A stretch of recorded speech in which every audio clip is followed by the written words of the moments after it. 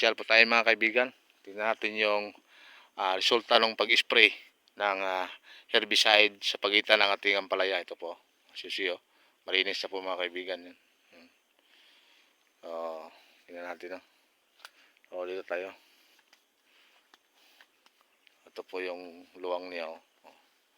Yung gitna po ng ating ampalaya ay malinis na po siya. Dahil po sa tinitira natin ng herbicide. So far, meron talagang tinamaan ng wilting, but ilan-ilan lang, hindi naman siya kumalat. So sample dito. So meron po na bakante yan. So yung mga kapitbahay niya, walang problema. Tayo, ito yung pinaka hallway. So malinis na yung hallway natin, no. Tinira po ng foliaria herbicide. Tayo. Tingnan natin, yung dulo niya. Saka dito. Malinis dahil sa ginagamit nating herbicide, no. Meron tayong tinitira nitong herbicide. Yan, itong row na to, maraming namatay.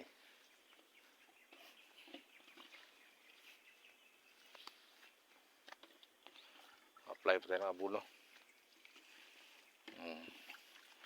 Pagkatapos ng isprihan, apply agad ng abono. Good morning, ito po yung update sa ating ampalaya, no. So pagkatapos natin na isprihan ng herbicide, tira kaagad ng abono, as you see, yung abono natin, So drenching na naman tayo. Bali 4 na lata po yan, Sa isang puno 4 na lata, 4 cans. Para po talagang makabawi sa stress, no, yung ating ampalaya. Dahil karon talaga may stress talaga yan kapag natira natin ng herbicide. Ito yung isang tao natin, yan. Ganyan lang po kami, talagang tapon lang, tingnan natin, okay. Ito po yung ating ampalaya.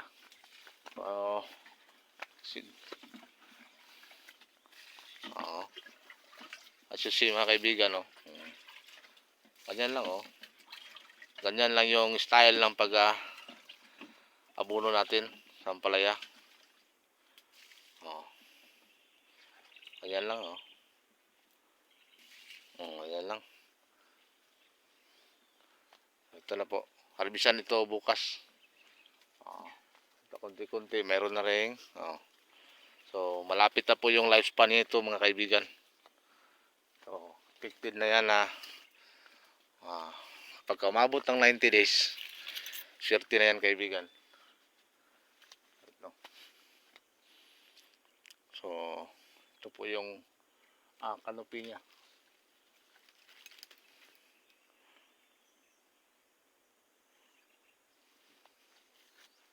So, marami pong sumasabit-sabit, no. Hindi po natin nalaglag yung bunga. Alam po.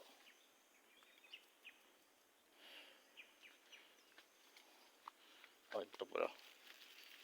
Kunin natin ito. Sayang ito pagka hindi natin na ilaglag yan, Ganyan. Kailangan makasabit siya para straight po yung kanyang bunga. So meron na po. So sa lahat ng ating mga friends all over Luzon, Visayas at Mindanao, ito marami-rami yung nakasabit,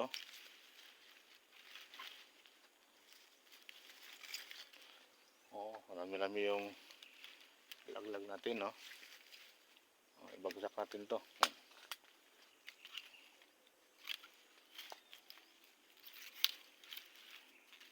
Yan, ganyan.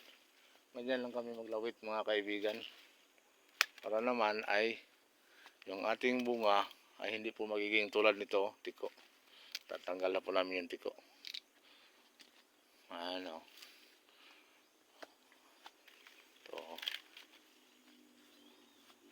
So marami po tayong ilalawit,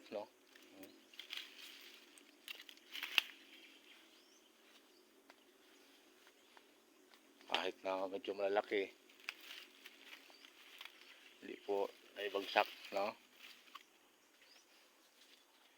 Ito po, dito po dito.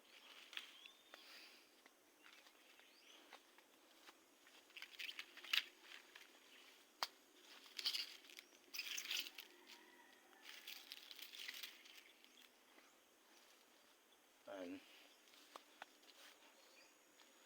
Ito, hindi nakuha. Naging class B ito na bukas kasi nag-crack pa po siya.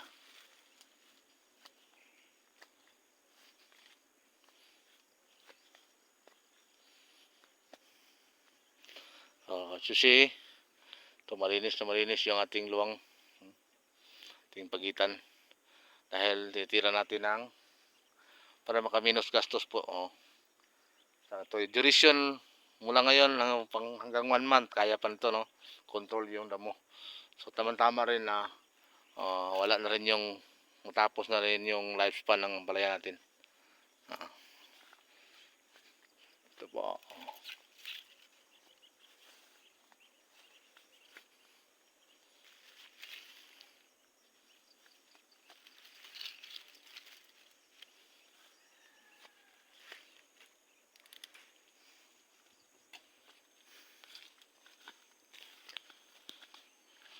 Good morning, my friends.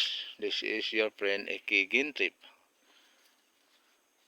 Good morning, amigo. Pasyal tayo sa ating ampalaya. So, kalukuyan tayong nag-inspeksyon sa ating sa ating pagitan kasi nasa 4 days na po siya mula pagka-spray ng ating herbicide. So, ito po nag-yellow na, no?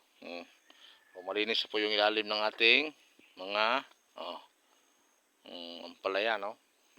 Para naka-high heel na po siya, no? So, talaga mag-yellow yan. Talaga magulang na kasi yung mga dahon dyan sa lalim. So, normal na lang yan. Dyan magmumula yung mga pagdidilaw sa hanggang akyat yan. Hahabol yan doon. So, tama-tama rin. Matapos yung lifespan niya is maging yellow na po lahat yan. Pagkadating ng mga 90 days. So, wala na po siya, no? Hindi na po magbunga. So, hanggang ano lang talaga. Hindi talaga aabot ng 3 buwan yung ampalaya. Talaga. Mabilis ang munga, mabilis din siya mamatay. Good morning! 9 times harvest ating ampalaya, no? Muna itong harvest, no? Ongoing pa, nalay pa nito, 5 kabuhag na lang. Ito ang harvest karong Merkulis, 25 Oktubre. Tatay na packing, 1 karton. Sa 2, 3, 4, 5, 6 mo. So, kini na lang. Kini na lang atong pakingunon pod, no? Ubay-ubay pa ni. Apay gahakot dito, tong amigo. Tinapot tayo gamay nga talong diri pod, mga apay tinakloban diri, Mga takloban kaya hindi mainitan. Tapos talong yapon. Tupong sa bangko. Tapos dali, muna itong harvest rong alawa. Thank you kayo sa ato ang mga wala pa, abot na.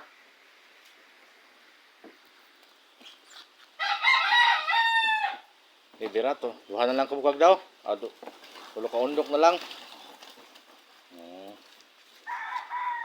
Okay. Thank you.